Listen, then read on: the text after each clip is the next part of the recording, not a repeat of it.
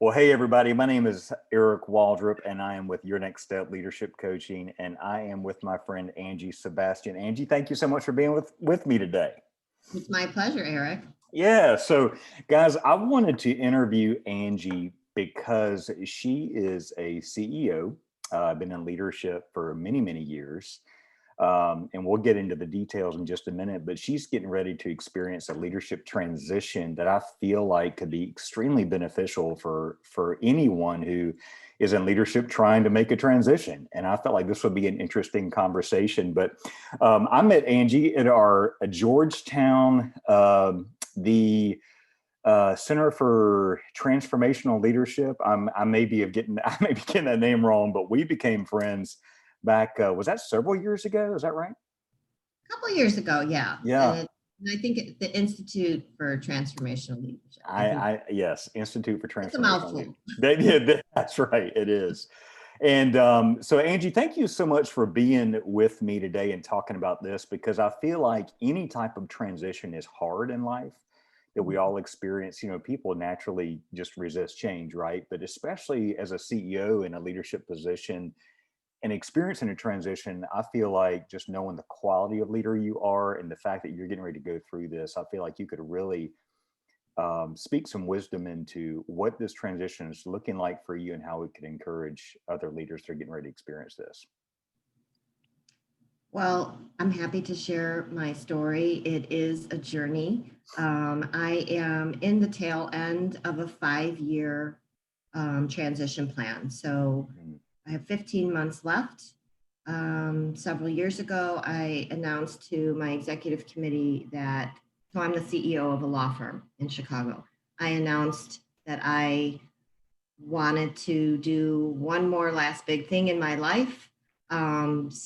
Being in a leadership position at my firm, Levenfeld Pearlstein, has been the major milestone in my career. I shared with you before the call, it's my baby. I've been there from the very beginning. My fingerprints are all over it. My relationships are blurred between, professional and personal. Yeah. It's a part of me. And I felt a pull to explore something else. And I wanted to do that in a very responsible way, and in a way that prepared the organization and my team and me, importantly, give me some time to transition into this next phase. So now it's getting real because we're in the last stretch. Yeah. You said some powerful things just in that you used some phrases like "it's my baby." It's a part of you, and even the relationships that you've got there's some blurred lines between professional colleagues and close friends. Yes. What type of mindset shift have you had to make to be able to move toward this transition? Yeah, I've had to shift from being the driver, being the doer and the driver, to letting other people in, right? Letting people in and giving them an opportunity to find their style and find their leadership opportunity. And so I've had to shift from being the driver to being the teacher and being the supporter. And I've always had a supportive way about my leadership style, but this was a very different shift. And I've had to very intentionally observe myself. And you mentioned that we explored the leadership program leadership coaching program at Georgetown together. I'll confess that who knows if I'll actually, become a professional coach after this, but I went for myself. I needed the coaching to help me through this transition. And it gave me the tools that I think have helped me to prepare my team and my organization for my transition, and me. Right, right, yeah, right. So, for those out there that are maybe not able to attend a program like that that you and I were blessed to be a part of, but you just mentioned some tools. Was there one in particular tool that you could share that was very instrumental in helping you in this transition, even if it was just a mindset change or something that actually showed up at work for you? I think noticing. So noticing in a different way. So Mm, noticing how being in the driver's seat in a highly successful and growth oriented organization, but also fraught with conflict and tensions and everything else that organizations have. I never really took a step back to appreciate the personal toll that that mm, was taking on me, and to have a keen sense of noticing that, mm, it was like an awakening, honestly. mm. I mean, I could feel something before I attended that program, which is why I kind of gave myself a deadline, which is what CEOs do and business people do. Well, okay, if I'm going to make this change, I can't just make this change tomorrow. Like, we have to Right. plan for it. What do I want it to look like? And let's work backwards from there. And so that's kind of what I did. And like many other initiatives, business initiatives I've undertaken over the years, I didn't know exactly what it was going to look like, Right. right? Right. Figuring it out as we go, but knowing we wanted to go here. And so I Right. kind of did that to myself. Um, a book kind of really inspired me, which was by Clayton Christensen, who passed a couple of years ago, huge loss to the business world. And he wrote a book called How Will You Measure Your Life? Ooh. And it really appealed to me because I'm a business person. So my advanced training is in accounting. I'm a CPA, and in business. I have an MBA. So all of this stuff about psychology and woo woo and all of that, like, it was just foreign to me. Right. Somehow he was able to bring that world through the lens of business concepts, Ooh. like how will you measure? I'm like, this I understand. This makes sense. Right. This this makes sense. So it really got me thinking, which is Right. what good books do, right? They get Exactly. you thinking, Right. and I I just felt called to and it was a dilemma. I was torn because I love my job. I love my firm. I'm proud of what we've done. Right. I'm proud of me. I'm proud of it all. And I was feeling pulled. And Right. so that's what led me to find some ways to understand this and Yeah. navigate this. And, um, for me, it's all connected. Like, that's what happens when I'm running a business. Like, I didn't know you don't learn about, marketing and business development when you're studying to be a CPA. So Right. I had to learn technology. I had to learn all these areas.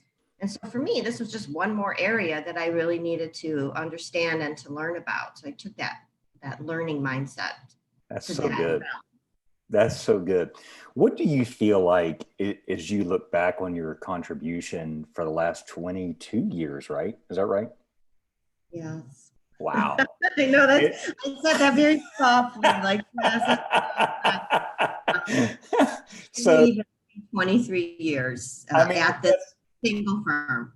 that's amazing. I just celebrated 13 years in one place. And I mean, longevity is just not something you hear about. So kudos to you for almost 23 years. But as you look back on your contribution, what would you say that you feel like some of your greatest contributions have been to LP?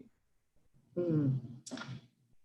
Yeah, that's a hard one. I think, I mean, there's many programs, there's many initiatives, there's awards, there's like metrics, there's all of that.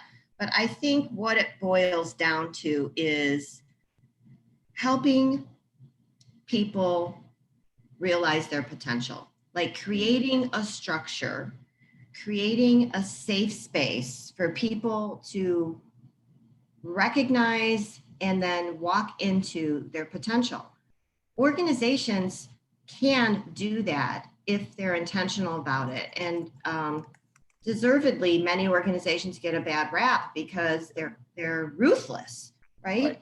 And it doesn't have to be that way. And Right. so, really, I'm most proud of, and I think it's the key to our success, Yeah. frankly, in investing in people. And and I'm so proud of the work that they've done. Like I That's could just awesome. plant a little seed and say, you know, we really might want to consider this. And they just turn it into something far better than I could ever Yeah. have done or imagined. And Right. I I mean, that's what I'm most proud of. That's awesome. Can you give me like maybe a specific example of how you help people realize their potential around you, maybe your staff or something like that? Yeah, I think really whenever we're expanding, and we've expanded a lot over 23 years, you know, we were a rinky-dink startup law firm, and now we are a dramatic presence in the U.S. Like That's this, awesome. it's major. I think the example is it's an orientation when you're looking for people, rather than looking for someone with the experience that we think we need. I always look inside first and say, is there someone here who has the passion and who is kind of reaching the limits of the parameters of their current role? And so really tapping those people, and I've done this about at least 10 times over the years and tapped people who didn't think that that job or opportunity would be available to them, Yeah. and just really kind of build them up and say, well, I think you can do this. I Right. believe you can do this. And I will be here to support you through this. And so that it's a mindset difference. And I've if any of my former HR directors are listening, for one, this has created a lot of tension with Yeah. me and HR, which one of my dear friends and colleagues calls the human roadblock function. We turned it into a talent function. Like, how do we invest in talents and have an Yeah. orientation away from compliance and Right. rules to development and investment and reaching Yeah. potential? So I hope that I've brought that into the firm, and I've done it with several people. And I know you asked for a specific example, and so just because it's the recency bias, right? So it just happened, and the example is our director of professional development just came off the presses with a leadership development program that my former chairman and I envisioned, you know, years ago, and we just couldn't get focused on it. We just, everything else got in the way, you know, Right. the urgent takes over the important, but it was always out there. And so I just kind of said, here's all the, you know, I just kind of put all the bullets that we were Right. thinking. And she came up with something that was like HBR, you know, Harvard worthy. Like it's Wow. on all of this great content, Center for Creative Leadership, Harvard, like everything is in here. And I'm like, yes, how did you do this? You know, like, way better than anything I could have done. Yes. Yes. And so there are many Yeah. examples. And so if any of my team members are watching, you've all done it too. So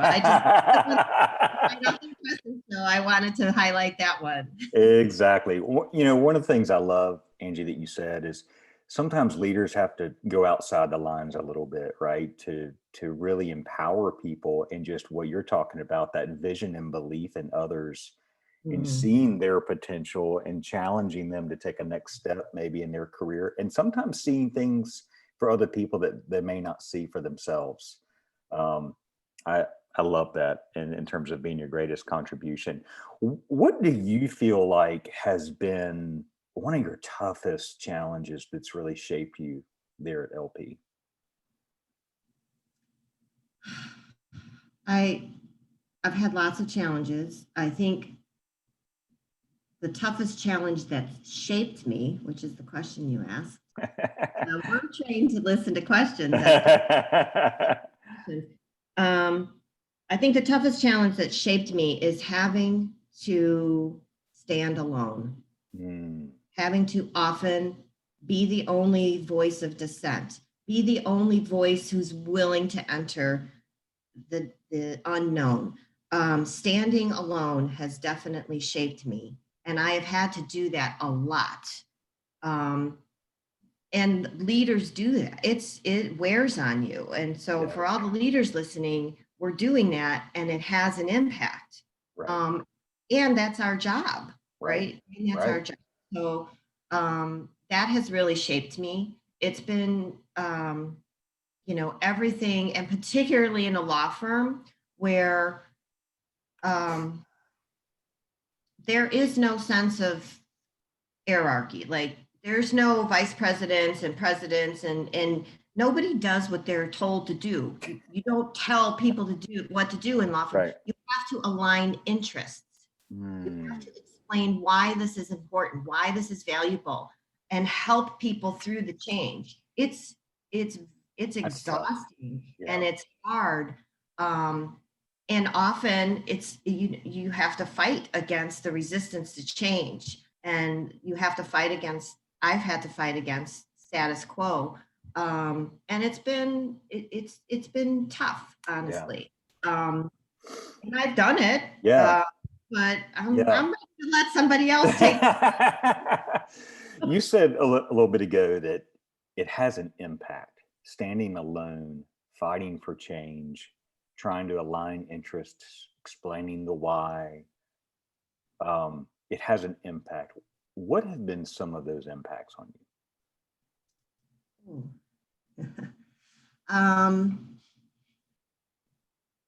Well, my personal life has definitely taken a toll.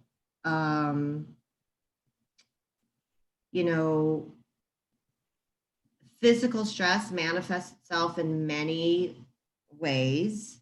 I've had my fair share of experience of that. Stress is a killer, and I've really had to learn the importance of self-care and to learn what works for me. Like, there's all these, great pieces of advice. You should do this, you should do that, you should do that. But, I don't want to do that. I don't like doing that. Right. It doesn't work for me. So finding what works for me, I think, is a very personal journey for people. Yeah. You're talking about something that I've felt for years. You feel it too, that the leadership anxiety. It's that the responsibility and mantle of leadership when you're often having to stand alone or fight for change or deal with heartbreaking types of situations, whether that's or complex situations or managing people, managing emotions. There's always something, even if you go on vacation, it's still difficult to get away from the mantle of leadership. And it does create just some level of low grade anxiety that leaders have to consistently manage. And what would you say to somebody who would say, I don't want a leadership position because I don't want to deal with the anxiety that comes with it? I would say that there's anxiety that comes with everything, right? That's good. So pick your anxiety, because there's also great opportunity. So with that comes the opportunity to create change and to step into the vision that you have. I think, not to be binary either or, but I guess that's the way I kind of looked at it. Either I could have the anxiety of being a victim of my environment and accepting whatever came my way, or I could have the anxiety of, not really knowing exactly what I'm doing and creating change and going there anyway. Right. And so I chose that path. And I that aligns well with my personality and my ambitions and all of that. And people in my organization trust me, and I take that very seriously. It is my only currency, is the trust I have with them, and That's it's so mutual. good. So When, Angie, when did you learn that currency was your only trust? that trust was my only currency. Oh, trust is your only currency. Yes, I know it's, I completely butchered that I know it's question. bad. Oh, I think very early on, um, I think so. This gets to my how I grew up. So I grew up with very little. Like we were poor. We didn't have any economic status at all. So I always felt like, well, what have I got to lose, right? Right. So it's not. I only had my word. I only had the value of my work ethic. I only Wow. had me to offer. And I think that's why, now that you asked that question, I think that's why maybe what attracted me to LP in the first place, it was a startup law firm. And we had the attitude of, what have we got to lose? Like, let's just try it, Let's go like, for it. Yeah. let's go for it. And so it's not like we had anything to lose. And so the only currency we had was the value of our word and to Mm, trust each other and to depend on each other. And so that kind of maybe supports a statement I said earlier about my relationships in the firm. These are my lifelong friends. mm, We built something together and it means something. right. Yeah. So moving from there, this was a great opportunity, I think, to segue into something that you shared with me several years ago about something powerful that you did that goes back to, you learning how to notice things in yourself, the self-care part of leadership. But you did something really cool called the Camino de Santiago. Did I say that the right way? Almost.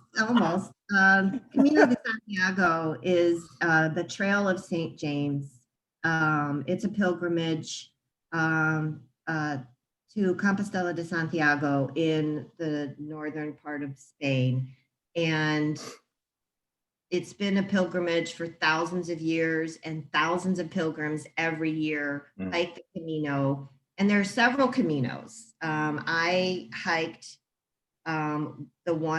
the Portuguese coastal route from mm, Porto to Compostela, which was a 2-week one.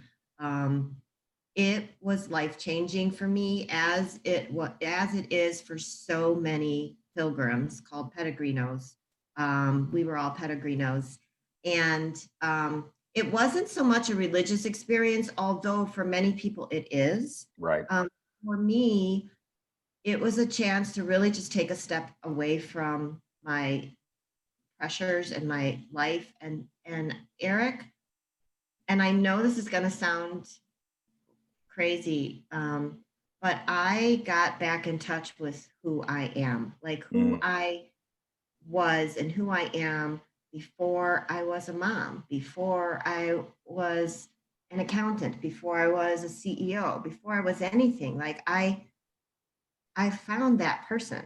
mm, And so many other pilgrims have this experience, mhm. and that's why we keep going back. And I Yeah. have so my last day at LP, Levenfeld Pearlstein is my firm, by the way, in Chicago.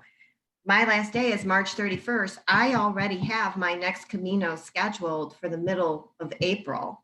And this time I'm going to hike for a month. Wow. I mean, for me, it was that Right. transformative. And perhaps because my life has just been so driven, always, always, always. And this was the first time ever that I took a step back to examine everything Yeah. and to just let those emotions process through me with every step. Because I mean, you hike for, upwards of 30 kilometers Right. Yeah. every day. Gosh, that's amazing. So I'm curious to know what did you find out about yourself, and what shifted when you came home from that experience with you? Well, I found out about myself that that's what I want to do. Like, I want to explore. That's I want awesome. to explore. Um, I I think that's what I found out about myself. Like I don't want to be consumed by any one job or organization anymore because I've given so much Right. to this organization and I'm proud of it. And I would Yeah. not change a thing. Yeah. I love LP. I love the people in it. Would not change anything. But it's enough. I Yeah. gave a lot. And Yeah. there, you know, maybe my passion and my energies and my experience can be used in a way that makes a difference somewhere, Mhm. um, other than just one organization. Now, Yeah. not to minimize the impact, of what we've done in the organization, and people's lives have been improved and Right. changed, I think, forever because of Right. their experience at LP. Um, there's the calling. Yeah. I'm feeling pulled. Yeah. And that experience on the Camino really like solidified that for me. Like, yeah, Mhm. you are being pulled. So Mhm. step into that. That's really good. What advice would you give to leaders who find themselves in a similar position you were a few years back, where you've been pushing hard for a long time, growing a company in the day to day, in the grind, it takes a toll. What advice would you give them in terms of really stepping away like you did and really trying to get back to you? Yeah. So when I came back from the Camino, I wrote a post. I don't have a blog or anything, but it's on my LinkedIn page about I think that CEOs and leaders of organizations should take a sabbatical, should take a step back. I think it's important for people to step away. And you know, I I know the reasons why I can't possibly step away because everything would go to hell if I stepped away. Right. Is that true? I mean, is there a team that could be supported in a different way? And imagine the trust. Like my team knew that whatever I said before I left, whatever you decide, I support you. Like we've worked together long enough. Right. Like don't think about what would Angie do. This is your opportunity for you to do. Like that Right. built so much for them. So my advice is to, if you're feeling the pressure, take a step away and Yeah. look at it from a different angle, just as you would your business. So Right. there's this concept of working in the business or working on the business. Mm. So when you're working in the business, like the day to day, all of the crazy stuff, it's really hard to get the purview from the balcony of working on the business and seeing Right. all the pieces and how do they fit and what's really going on here. Same thing with your life. Right. Take a step back and see, where are you investing your time? Is it in the right places? What do you need? We are people. We are all people. These are all Right. people we're dealing with. We are Right. all the same. We have the same human needs. Right. And so, what are we doing to feed ourselves as leaders? And what is the result of our starving ourselves? Mm. Like, what damage are we doing, not only to ourselves, but to others? Right. I think those are important questions to ask, just like you would ask yourself important questions about your business. I think it's imperative for leaders to ask those questions about themselves. One of the things that one of the practices that I think you've inspired me to do in thinking about my own life is taking maybe like a Wednesday morning or so and taking a few hours just to gaze out the window and just kind of think about things at a higher level, kind of, going from the basement to the balcony, kind of observing, getting a higher view to come out of the business and working more on it, kind of a thing. um, Talk about what that's meant to you in your career.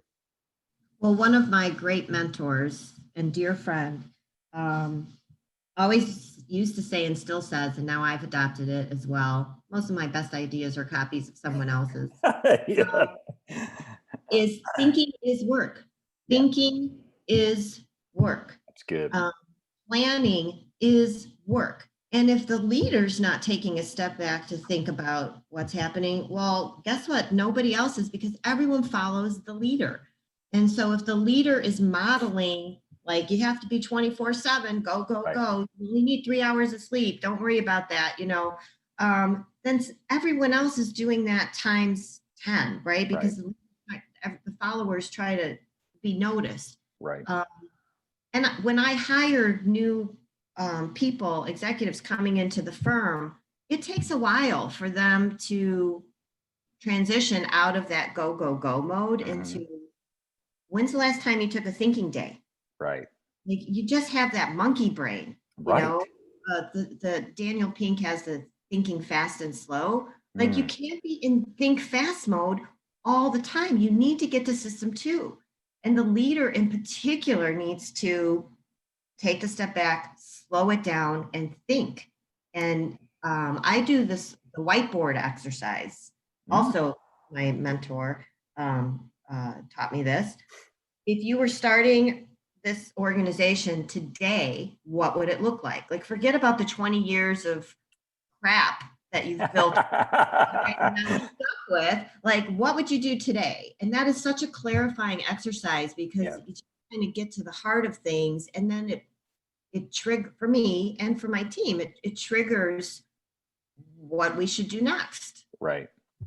That's so good. I love the thinking fast and thinking slow Mhm. uh, phrase. I'm gonna do some research on that. That sounds I'm very a good. huge name dropper of business books. I'm an avid, No, I'm that's great. a learner. I study, I read, I study, I learn. I try to understand.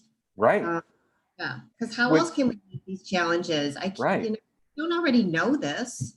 Well, and it's, what you're addressing, that whole phrase of leaders are readers. And if you're not consistently growing and challenging yourself, your tendency is to lean back on what you've always done, which you and I both know in the challenging times that we live that requires new skills, new ways of thinking, third option, the getting away from binary thinking, all that kind of stuff. So And that's why coaching is so valuable it for is. coaching, because coaching can help leaders tap into what's outside of their vision. Like Right. what can't you see? What are you not seeing? Just by through Yeah. the process of inquiry, it's so powerful. Right. And even I'm trained in inquiry, and I know how to self inquire. I still benefit from someone, a coach, someone. Hmm. It's so powerful. It's so helpful. That's so good. So Look for all the coaches. yes, that's right. That's right. And I'm going to share this with all of our cohorts. So I hope that you I hope that that's okay with you. So obviously getting back to the actual transition, what I heard you say is you are right now in the process of really shifting your perspective from being the driver and the doer to now being the supporter, and really helping the team kind of really rise up and putting new challenges on them and help them grow and kind of get used to you not being there essentially. Mhm. Um, what are you excited about as you step away?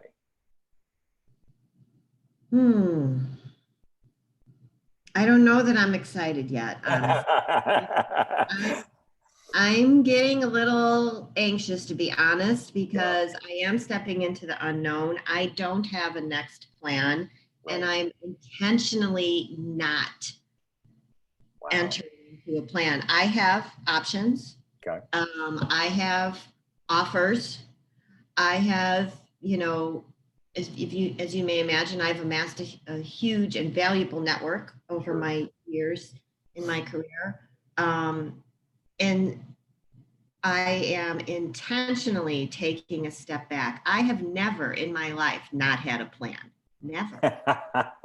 And I'm gonna so I am excited about that, but I'm Yeah. also scared. I'm a scared, but I'm Yeah. gonna do it Yeah. anyway, right? Hey, so what number are you on the Enneagram? Are you a 3? I'm an 8. You're an 8. Oh, is the 8 the challenger? It's the active controller. The active controller. Go figure. Go figure. Oh, I love it. That's great. The active controller. That's so good. And That's so for the active controller to kind of go off grid with no yeah. plan, like that's a scary place to be. But I'm looking forward to learning Yeah. all of the blind spots that I've missed my whole life. That's so good. That's so good. You breezed by something a second ago that I want to bring back and shine a light on just for a second. You've built a network of relationships around you for years. Speak to leaders of how to build their network and maybe some ideas, because some leaders can get to the end of their journey, or maybe the end of the uh, a place where you're coming in their transition, and they haven't taken the time to build some connections and some friendships and some relationships outside of where they are. And that's a bumpy ride. Speak to just the importance of building that relationship network. Well, it's critical. For my success, it's been absolutely critical. I think leaders need outside perspective, and outside straight talkers, because Yeah. people in your organization, there's the power dynamic. They're often going to tell you what they think you want to hear and not necessarily what you actually need to hear. So there's the power of seeking with intention, seeking people Right. in your network to tell you the truth. There's that, and also to learn from.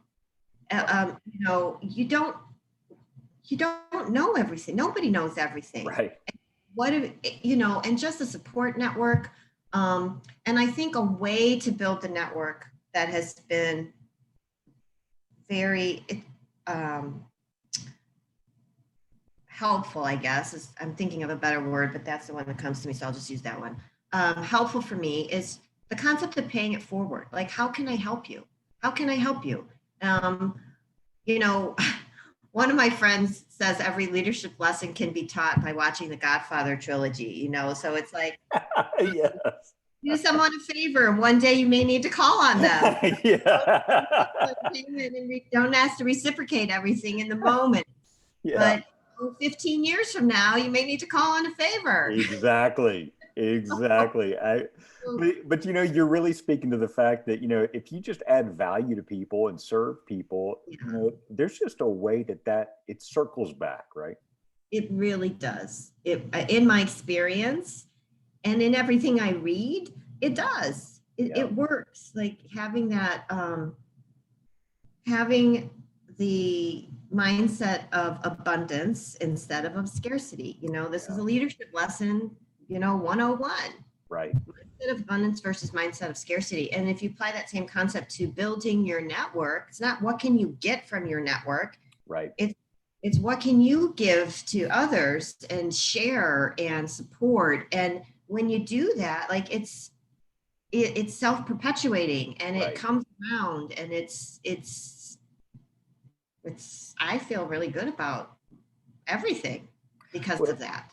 Well, and what you're talking about is just showing up with a mindset of I'm trying to give rather than just receive something from people. And we're attracted to people who want to give things and give of themselves and help and serve. And that's just that's an attractive quality about people that is really cool. Well, it's not only attractive, Eric, but we have like a spidey sense for it. Like you when you meet someone immediately, like, ooh, do I need to keep my hand on my wallet with this person? Like, we have the spidey sense, and so it has to be authentic and genuine. And if it's not, people know it. Right. People know it. Yeah, absolutely. So what will you miss most after you leave? I'll tell you what I won't miss most. I won't miss, there's certain aspects of the job that I've just like, I've outgrown. I'm done. Like right. and they're required to be done. And they're more of like the compliance things, the things that drain me of energy. I won't miss that. I won't miss always having to be like responsive to the latest hiccup, blow up, emergency, because the leaders have to be responsive to that. And I won't miss that always on kind of connection. I will definitely miss brainstorming, planning sessions, like imagining what is possible and then executing it. Like I will miss that.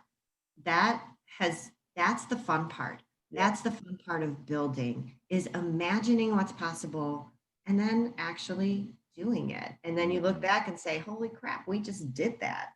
Yeah. High five, everybody. We just That's did. so cool. I will miss the people, of course, but I will stay friends with many. Yeah. I will stay connected with many of them in a different capacity, of course. But I will miss that.